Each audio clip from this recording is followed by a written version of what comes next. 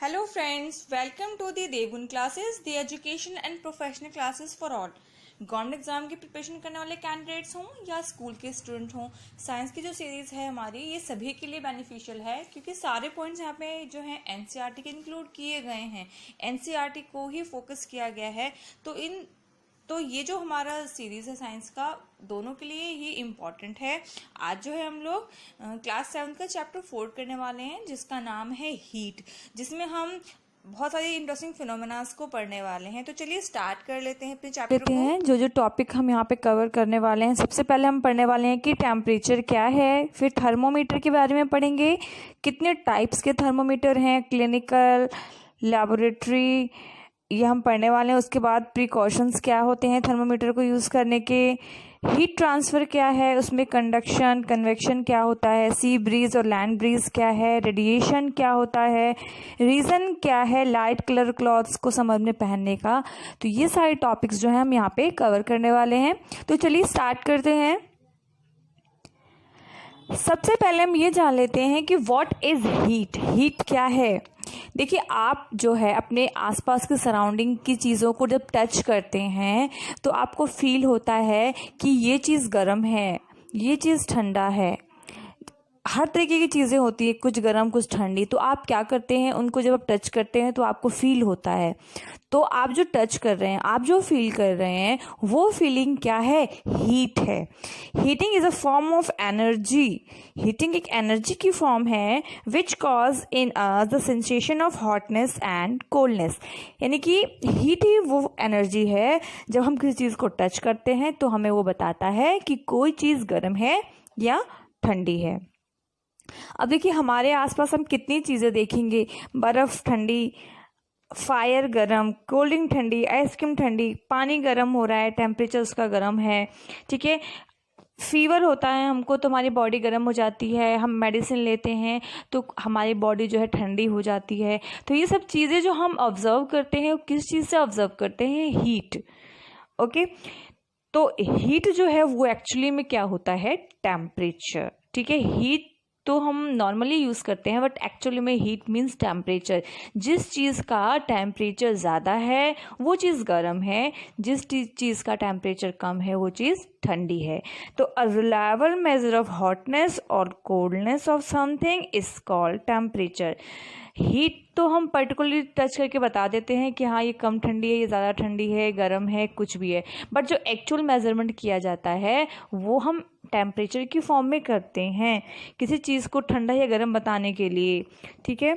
तो basic sense जो है हमारी, touch can not measure this accurately. जो हमारा बेसिक सेंस है, यानी कि जो हमारा टच करके महसूस करने की जो फीलिंग है वो हमें एक्यूरेट नहीं बताएगी कि कौन सी चीज़ गर्म, कौन सी चीज़ ठंडी है, किस चीज़ का टेम्परेचर क्या है। टेम्परेचर मीन किसी चीज़ के अंदर कितनी हीट है। तो इसके लिए हमें डिवाइस की ज़रूरत पड़ती है जिसको हम बोलते हैं thermometer. The device use to measure temperature is called thermometer. यानी कि किसी चीज़ की हीट को, यानी कि टेम्परेचर कितना है, इसको चेक करने के लिए जो हम डिवाइस यूज़ करते हैं उसे हम क्या बोलते हैं? थर्मोमीटर। ओके, तो देखिए टाइप्स ऑफ थर्मोमीटर क्या हैं, तो देख लेते हैं एक एक करके। तो सबसे पहले हमारा आता है clinical thermometer. What is clinical thermometer? The thermometer use by us और doctors to measure the body temperature. जो थर्मोमीटर हम अपने घरों में या डॉक्टर्स यूज़ करते हैं हमारी बॉडी का टेम्परेचर जानने के लिए, तो उसे हम बोलते हैं क्लिनिकल थर्मोमीटर, ठीक है। और जो इसका स्केल होता है, यानी कि उसमें जो टेम्परेचर आता है, स्केल जो यूज होता है टेम्परेचर का, वो या तो सेल्सियस होगा जिसको हम डिग्री सेल्सियस सी से डिनोट करते हैं, या फ़ारेनहाइट होगा जिसको हम एफ से डिनोट करेंगे।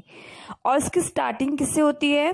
जो सेल्सियस वाले होते हैं उनकी स्टार्टिंग 35 डिग्री से होती है और लास्ट 42 डिग्री सेल्सियस होता है।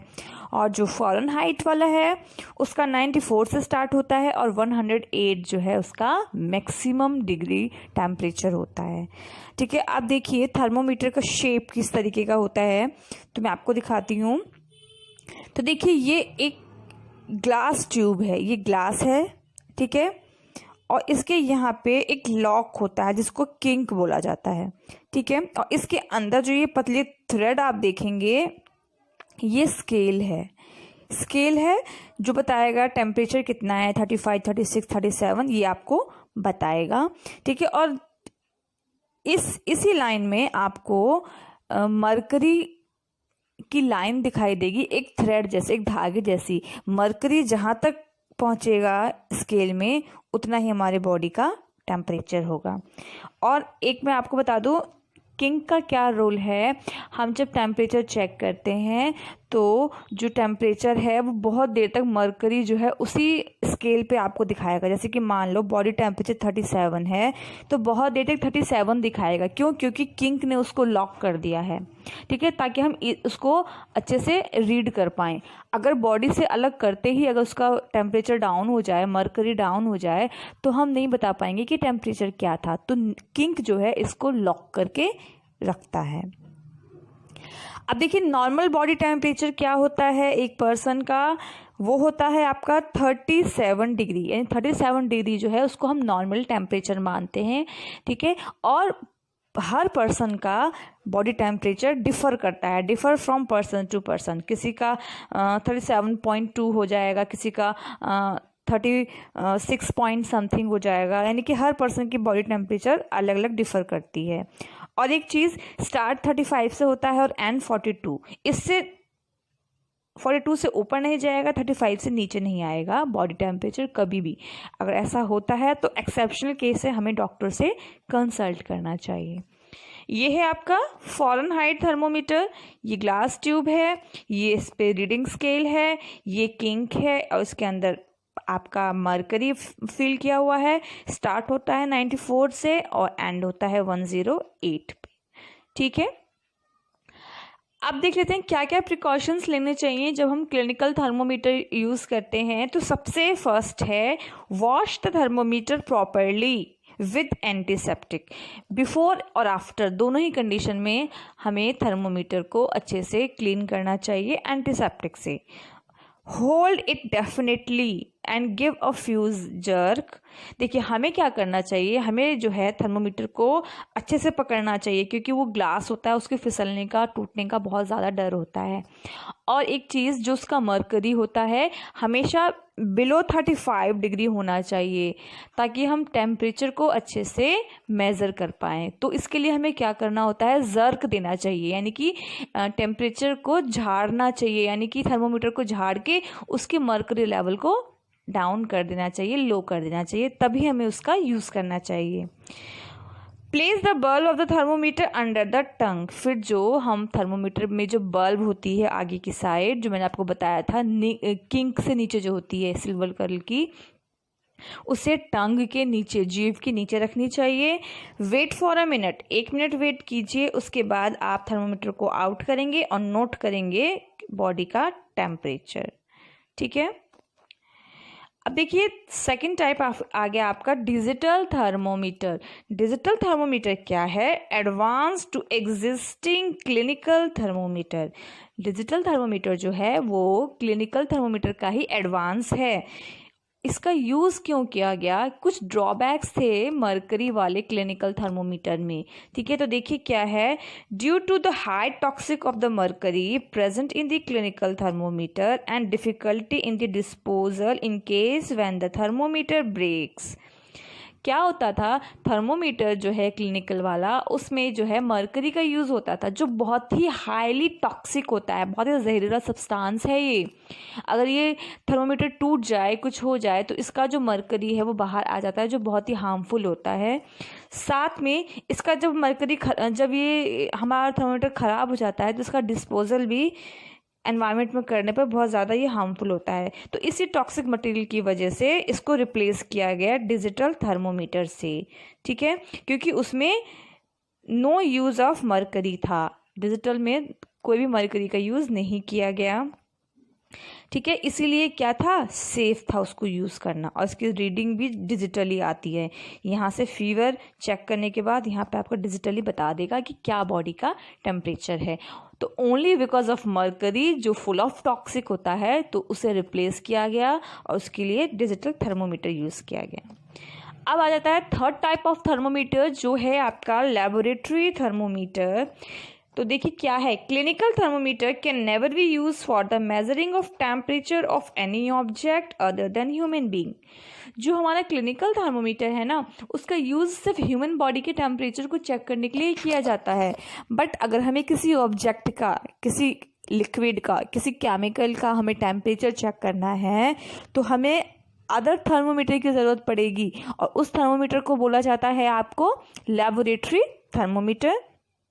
ठीक है, इसका यूज़ स्कूल लैब्स में किया जाता है, साइंस लैब में किया जाता है मेज़र करने के लिए टेम्परेचर को। इसीलिए इसका रेंज भी हाई होता है, क्योंकि बॉडी टेम्परेचर से हाई रेंज होती है ऑब्जेक्ट और केमिकल के टेम्परेचर की, इसलिए इसकी स्टार्टिंग और इसकी एंडिंग रेंज हाई होती है। तो देखिए क्या रेंज है लेबोरेटरी थर्मोमीटर की, तो 10 डिग्री सेल्सियस से स्टार्ट होती है और एंड होती है 110 डिग्री सेल्सियस पे, 110 डिग्री सेल्सियस पे। और क्लिनिकल थर्मोमीटर जो है 42 डिग्री सेल्सियस पे स्टॉप हो जाती है। ठीक है, ये जो है बहुत लॉन्ग होती है, सिल्वर बल्ब होता है। ठीक है, अब देखिए मैं इसको आपको डायग्राम में दिखाती हूँ। ये आपका जो है लेबोरेटरी थर्मोमीटर देखो कितना लॉन्ग है। ठीक है, ये ग्लास है, ये बीच में रीडिंग स्केल है, ये जो है बल्ब है, चीज़ के अंदर इसको डिप किया जाता है, तो इसमें जो है मरकरी लेवल हाई हो जाता है, और फिर आप चेक कर सकते हैं कि कितना ऑब्जेक्ट का टेम्परेचर है। लेकिन इसका एक प्रॉब्लम और भी है कि इसके अंदर कोई भी ना किंक नहीं होता, कोई लॉक नहीं होता। इसीलिए जैसे ही हम ऑब्जेक्ट से इस थर्मोमीटर को निकालते हैं ना, तो इसका जो टेम्परेचर है वो सडनली फॉल डाउन हो जाता है, यानी कि लो लेवल पे आ जाता है। ठीक है, तो देखिए क्या क्या प्रिकॉशंस हैं थर्मोमीटर के लेबोरेटरी वाले। तो हमेशा इसको क्या करना चाहिए, should be kept vertically without tilting. हमेशा इसको सीधे रखना चाहिए, इसको टेढ़ा मेढ़ा नहीं रखना चाहिए। ठीक है, thermometer should be dip in such a manner that bulb should be entirely surrounded by the substance of the which the temperature is to be measured. कहने का मीन्स ये है कि जिस चीज़ का हमें टेम्परेचर चेक करना है उसके अंदर जो है थर्मोमीटर का जो बल्ब है पूरा डिप होना चाहिए। बल्ब क्या है, ये जो आप देख रहे हैं ना, ये बल्ब जो है पूरा अच्छे से डिप होना चाहिए, ताकि वो अच्छे से टेम्परेचर को मेज़र कर पाए। ठीक है, और उसी time at the same time bulb should not touch the surface of the container. But याद रहे कि जिस कंटेनर के केमिकल को या लिक्विड को हम चेक कर रहे हैं ना, उसके बेस से, उसके सरफेस से जो है थर्मोमीटर का बल्ब टच नहीं होना चाहिए।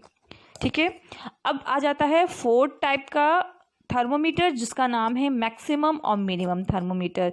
ये जो है बेसिकली वेदर रिपोर्ट के लिए यूज़ होता है, क्योंकि ये थर्मोमीटर वेदर को चेक करता है कि वेदर का टेम्परेचर कैसा है, मिनिमम मैक्सिमम और वेदर टेम्परेचर ये चेक करता है। तो इसका यूज़ जो होता है वेदर फोरकास्टिंग वगैरह में यूज़ होता है। ठीक है, ये आपकी मैक्स वाली लाइन होती है, ये आपकी मिनिमम वाली। ये इसमें मरकरी फिल है। ठीक है, लो है तो ये साइड दिखाएगा और हाई है तो ये साइड दिखाएगा। आज के लिए इतना ही था, तो मिलते हैं नेक्स्ट क्लास में नए वीडियोस के साथ, नए टॉपिक के साथ। तब तक के लिए keep smiling, keep studying. Thank you so much. इसका ट्रांसफ़र कैसे होता है, हीट एक एनर्जी है, मैं आपको पहले ही बता चुकी हूँ। तो हीट जो है एक मीडियम से दूसरे मीडियम में ट्रांसफ़र कैसे होती है, हम उसको पढ़ेंगे। तो सबसे पहले आप देखिए कि जब हम गैस फ्लेम के ऊपर पानी बॉयल होने के लिए रखते हैं, तो गर्म तो हमारी गैस फ्लेम होती है, तो वो पानी तक कैसे पहुंचती है, पानी क्यों गर्म हो जाता है। हम कुछ कुक करते हैं तो वो चीज़ कुक कैसे हो जाती है। ठीक है, हम लोग जो दोपहर के टाइम में, दिन के समय में बाहर निकलते हैं तो हमारी बॉडी गर्म क्यों फील करती है, हमारे कपड़े क्यों ड्राई हो जाते हैं सन की लाइट से, सन की रेज से। तो ये सब चीज़ें जो हैं, ये सब जो फिनोमेना है, ये हीट ट्रांसफ़र का है। क्यों, क्या होता है, हीट की ये एक टेक्निक होती है कि वो गर्म जगह को छोड़ के ठंडी जगह पर पहुंच जाती है, जिसे हम ट्रांसफ़र ऑफ हीट कहते हैं। और इसी मैकेनिज़्म से जो हमारी हीट है वो एक जगह से दूसरी जगह पहुंचती है। देखिए यहाँ पे आपको दिखाई दे रहा होगा ये गर्म मीडियम है, हीट जो है यहाँ से शिफ्ट होके इस ठंडे वाले मीडियम में पहुँच जाएगा, ठंडे ऑब्जेक्ट, क्योंकि हीट जो है वो ट्रांसफ़र होता है हॉट ऑब्जेक्ट से कोल्ड ऑब्जेक्ट की तरफ। और कौन कौन से मैकेनिज्म से ये हीट ट्रांसफ़र होता है, तो अब हम इसको पढ़ेंगे। चलिए देखते हैं। सबसे पहला हमारा आता है conduction. What is conduction? The process of transferring of heat from hotter end to the colder end of an object is called conduction. Hotter medium से, हॉटर ऑब्जेक्ट से हीट का कोल्डर ऑब्जेक्ट की तरफ जाना, ट्रांसफ़र होना, उसे हम बोलते हैं कंडक्शन। ठीक है, बट जो कंडक्शन है वो कहाँ पे अकर होता है? वो आपका अकर होगा सॉलिड ऑब्जेक्ट्स में। जैसे कि whenever a utensil is kept on flame it become hot and heat travel from the base of the utensil to the handle। आप जब भी गैस फ्लेम के ऊपर कोई भी यूटेंसिल रखेंगे तो आप देखेंगे कि पहले वो यूटेंसिल गर्म होता है, उसके बाद धीरे धीरे जो उसका हैंडल है वो भी गर्म हो जाता है। तो एक्चुअली में होता क्या है कि जो कंडक्शन है उसमें जो है पार्टिकल्स जो हैं किसी भी चीज़ के वो मूव नहीं होंगे, बस वो क्या करते हैं, एक पार्टिकल से दूसरे पार्टिकल पे हीट को ट्रांसफ़र करते हैं। ठीक है, जिससे कि जो यूटेंसिल है पहले उसका बेस गर्म होता है, फिर धीरे धीरे पूरा यूटेंसिल गर्म होके हैंडल तक हॉटनेस पहुंच जाती है। तो कंडक्शन जो है वो बेसिकली आपका सॉलिड चीज़ों में अकर होगा, जैसे कि यूटेंसिल। देखिए ये आपका फ्राई पैन है, जब आप इसको फ्लेम पे रखेंगे तो ये हीट जो है पहले इसको गर्म करेगी और फिर धीरे धीरे हीट पूरे फ्राई पैन में ट्रांसफ़र होके इस हैंडल को भी गर्म कर देगी। तो इसे हम बोलते हैं ट्रांसफ़र ऑफ हीट। और क्योंकि फ्राई पैन हमारा एक सॉलिड ऑब्जेक्ट है तो जो कंडक्शन है वो हमेशा कहाँ पे अकर होगा? सॉलिड्स में, bye the process of conduction. ठीक है, और जो कंडक्शन मेथड है वो आपका लिक्विड और गैस में नहीं होता, सिर्फ और सिर्फ सॉलिड में होगा। अब देखिए, अब आपको बता दूं मैं कि कुछ मटेरियल्स ऐसे होते हैं, materials that allow heat to pass through them easily. कुछ मटेरियल्स ऐसे होंगे जो अपने अंदर आसानी से हीट को पास होने देते हैं, यानी कि वो जो है आसानी से हीट में आने पे गर्म हो जाता है, तो उसे कहा जाता है कंडक्टर्स ऑफ हीट। ठीक है, और इसके एग्जांपल्स हमारे हैं एल्युमिनियम, आयरन, कॉपर। आपने देखे होंगे हमारे जो यूटेंसिल्स हैं वो एल्युमिनियम के, स्टील वगैरह के हम लोग यूज़ करते हैं अपने किचन्स में। तो क्योंकि वो अच्छे कंडक्टर होते हैं हीट के, अपने अंदर हीट को जल्दी से एब्जॉर्व कर लेते हैं, जिससे हम अपना खाना कुक करते हैं। ठीक है, उसके बाद है those material which do not allow heat to pass through them easily known as poor conductor of heat. और कुछ मटेरियल ऐसे होते हैं जो अपने अंदर जो है हीट को पास नहीं होने देते, उसे रोक देते हैं, उसको स्ट्रक कर देते हैं, तो उसे बोलते हैं पुअर कंडक्टर ऑफ हीट, यानी कि इंसुलेटर, जो अपने अंदर हीट को पास नहीं होने देते। और वो ऑब्जेक्ट्स हैं कौन कौन से? तो आपका प्लास्टिक हो गया, वुड हो गया, वाटर हो गया, एयर हो गया। आप देखेंगे कि इसके अंदर जो है हीट पास नहीं कर पाती प्रॉपरली। ठीक है, तो ये इंसुलेटर्स होते हैं। अब देखिए यहाँ पे आप डायग्राम में देख रहे हैं, यहाँ पे कैंडल है, कैंडल जो है वो बर्न हो रही है, और ये आयरन की एक रॉड है जिसका एक साइड जो है हम इस कैंडल फ्लेम पे गरम कर रहे हैं। आप देखेंगे कि धीरे धीरे ये जो हॉट साइड है यहाँ से हमारी हॉटनेस पूरे रॉड पे पहुँच के इस साइड तक पहुँच जाएगी। तो ये क्या हुआ? इसको हम बोलते हैं थर्मल कंडक्टिविटी। ठीक है, जो एबिलिटी होती है किसकी? हीट को अपने अंदर ट्रांसफ़र करने की। तो ये सबसे ज़्यादा होता है हमारा सॉलिड में और कम होता है लिक्विड और गैस में। सबसे ज़्यादा कैपेसिटी होती है एक सॉलिड के अंदर अपने अंदर हीट को ट्रांसफ़र करने की। ठीक है, सेकेंड टाइप हमारा आता है हीट ट्रांसफ़र मैकेनिज्म का, कन्वेक्शन। ठीक है, अब देखिए सॉलिड में जो हीट ट्रांसफ़र होती है उसे हम कंडक्शन बोलते हैं। तो कन्वेक्शन क्या है?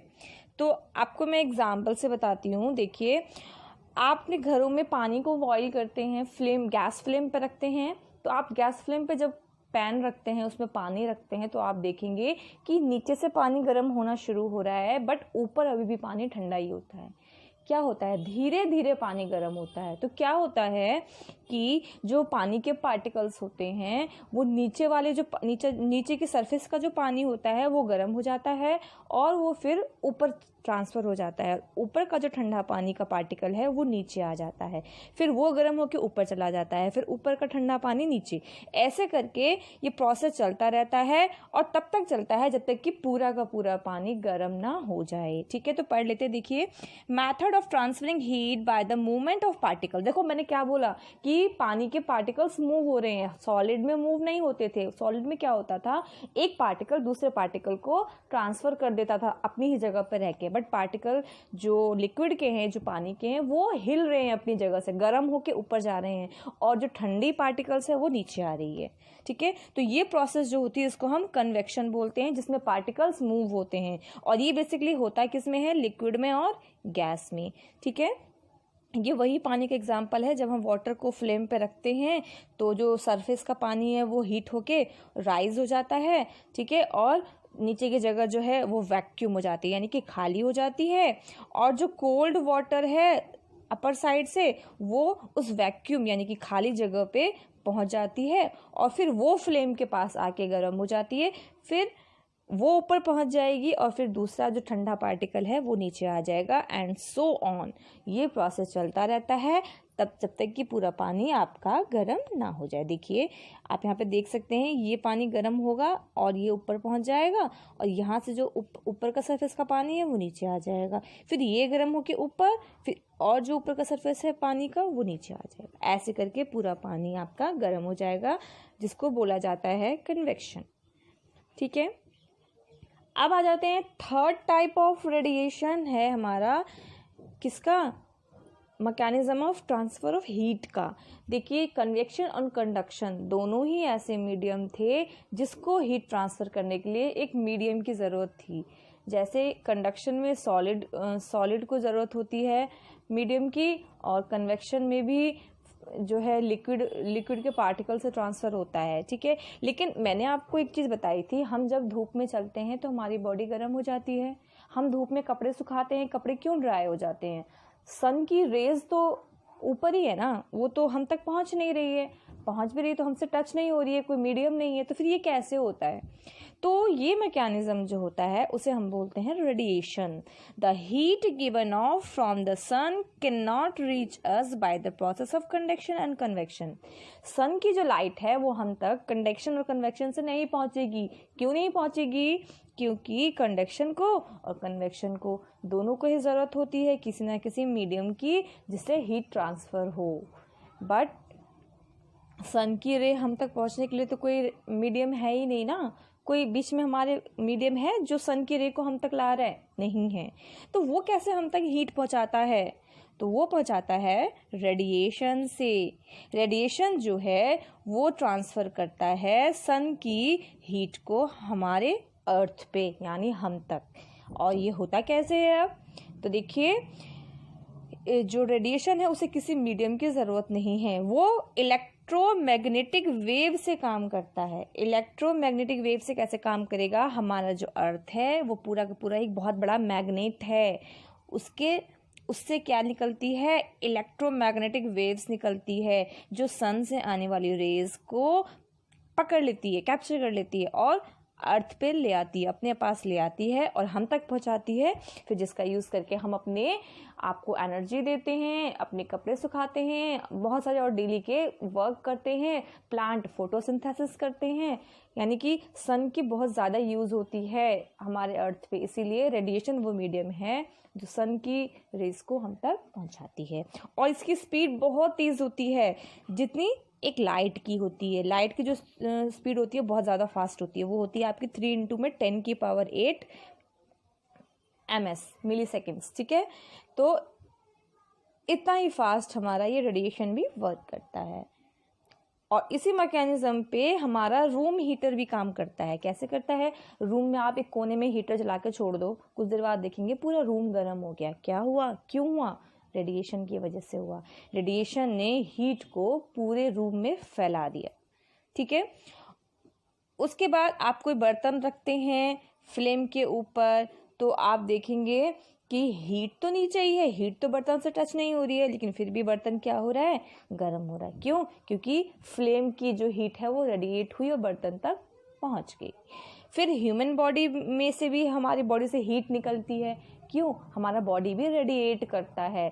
इसका एग्जाम्पल क्या है, आप एक कमरे में हो, आप एक कमरे में अकेले हो तो आपको इतनी गर्मी महसूस नहीं होगी। वहीं आप उस रूम में अगर बहुत सारे लोग इकट्ठे हो जाते हैं ना, तो आपको बहुत ज़्यादा गर्मी और सफोकेशन फील होगी। क्यों? क्योंकि इतने सारे ह्यूमन बॉडी हैं और सभी बॉडी से क्या हो रहा है, हीट निकल रहा है, जिससे पूरा का पूरा रूम क्या हो गया, गर्म हो गया। इसीलिए ये भी फिनोमेना रेडिएशन का है।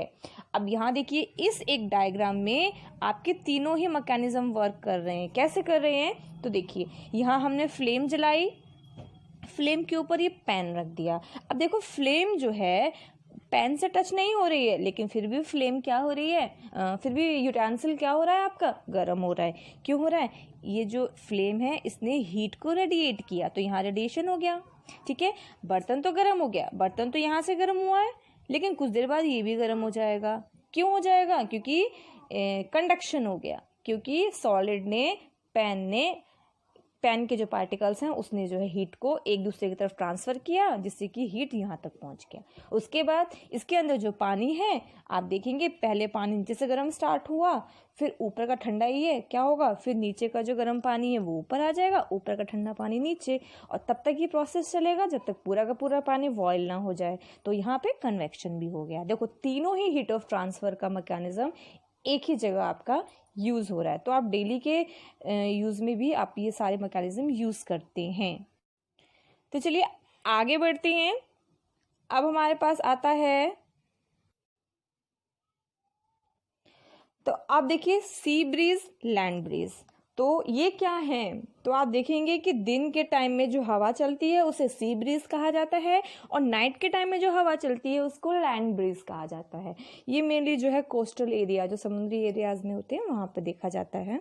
तो ये क्या है, sea breeze and land breeze? तो देखिए, ये मैकेनिज्म आपका कन्वेक्शन का ही है। तो क्या होता है, दिन के समय में जो आपका लैंड है वो जल्दी गर्म होगा, और जो सी का वाटर है वो गर्म होने में टाइम लगेगा। ठीक है, तो क्या होगा, जो लैंड की एयर है वो गर्म हो गई, गर्म होके जो चीज़ गर्म हो जाती है वो लाइट वेट हो जाती है, तो हवा गर्म होके हल्की हो गई और ऊपर उठ गई। ठीक है, ऊपर उठ गई, और ये जगह जो है यहाँ पे खाली हो गई। अब यहाँ की हवा जो है वो ठंडी है, तो वो हल्की नहीं है, वो भारी है। तो ये यहाँ जो सी की हवा है वो क्या करेगी, इस खाली जगह जो यहाँ को इसको लैंड पे मिली है ना, वहाँ पहुँच जाएगी फटाफट से इसकी जगह लेने के लिए।